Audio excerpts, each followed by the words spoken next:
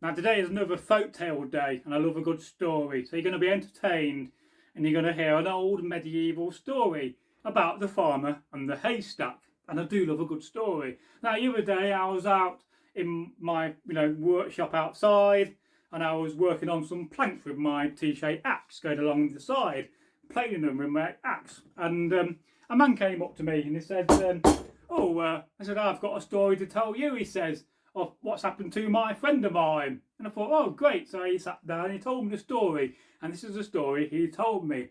So some time ago, it was in the summertime, and they've been collecting hay in the fields. They got a good old scythe and siphoned the hay, and summer turned to autumn, and they had all these stacks of hay ready to go in a longhouse or an outbuilding. And of course they all got dried in the lovely late summer sun and the autumn sun, and they made a good old pile of them and tied them up with a rope so they could throw them on the back of a cart with a horse. And this old guy, who was a farmer, he was working all day, and he got thirsty, and he thought, oh, I've got a good old jug of mead here, so I'm going to have a good old bit of mead with a bit of water to quench my thirst.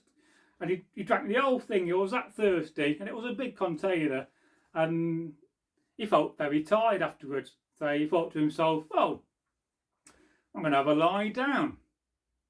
Where shall I lie down, he thought. Shall I lie on the ground? Oh no, it's a bit muddy. I'm going to get my clothes all messy. Shall I go back home to my longhouse and have a lie down in my bed? Well, it was a good half a league away, and he thought to himself, I'm too tired for that. And then he realised he was stood next to a massive pile of hay, all stacked up and roped up, ready to be put back on a horse and cart, like I said. So he thought to himself, that's a good idea. I'm going to climb on top of this hay, and have a good old sleep for an hour. And of course, hay is so important in those times, because you collected as much grass and hay as you could to feed your animals through the winter season, or else your animals would starve, and you're going to be in a situation where you're going to have to butcher your animals, kill them and butcher them, and hang the meat up to dry in your longhouse with the smoke of the fire. It will smoke the meat and dry the meat. But of course, an animal alive is worth more than it is dead. So you had to collect a lot of hay and store it away. This is why a lot of farms had outbuildings to do this. Because let's face it, you don't want a massive pile of hay to be in your longhouse. But if you've got an outbuilding, you could leave it in there over the winter and then grab it when you want to feed your animals. That's great. And so he saw this massive pile of hay, and he managed to climb on top of it, and he had to lie down. Oh, a good old lie down, and he fell asleep and started snoring. But then something a bit strange happened, for a freak storm came over, and it started to rain and rain and rain, and it was also thundering. Perhaps the god Thor or Thunar to the Anglo-Saxons was trying to say something that day, but that's another story, and don't forget to subscribe as well. And so there he was, asleep, and he had that much mead, a big jug full. He didn't wake up with the rain, and he got very wet. But something even more strange happened, because the field he was on was very flat and was next to a good stream, or a beck in Norman, I do believe. And the field started to flood. The water kept on rising and rising from the stream because it was raining that heavy. I mean, very much like today, it rained so heavy today, I could hardly see the clouds in the distance. And I do love a good storm.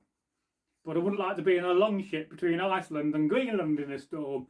Would you? I'm sure not. So there he was, fast asleep, snoring his head off, and he couldn't wake up because he had that much mead. He was quite drunk at that moment. And let's face it, it's the one thing that knocks you out. It's a few pints of beer, in this case a few pints of mead. And so it kept on raining and raining and raining. But it would not stop. It was relentless.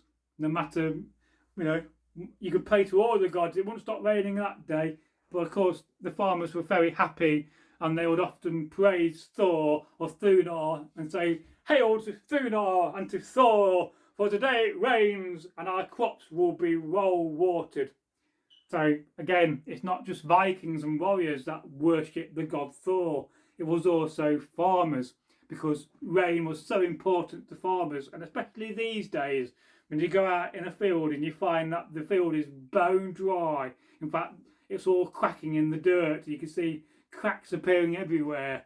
So water is so essential to farming and to the livelihood of farmers.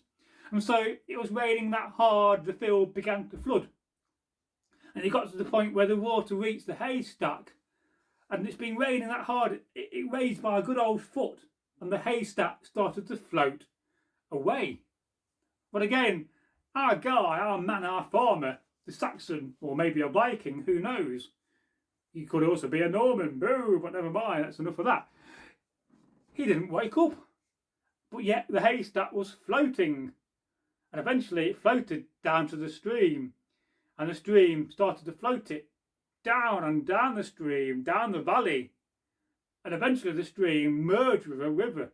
Perhaps it was the River Derwent, I don't know, because there's no origin of where this story came from other than it's English, which is often the case with folk tales, because often in a folk tale they'll tell you and record the story, but they don't always record where they came from and the origin, and that's a bit of a shame, but never mind. So there was this old farmer, and no doubt he had a big grey beard, in his 40s, my age, which is quite old as a Viking and a Saxon in those times. You know, he's no doubt been to war and he's fought a few battles and he's survived them without being injured. And, you know, because let's face it, in those days everybody fought. If you was able to fight in a battle, then you'll be called upon by the local fjord and go to battle. So there he was, fast asleep. You know, he had a cloak on as well, so you'll no doubt wrapped up quite warm. And he was so drunk he didn't wake up with the rain. I think I would if I was on top of a haystack. And he was floating down, and he came to the river, and he started to float down the river.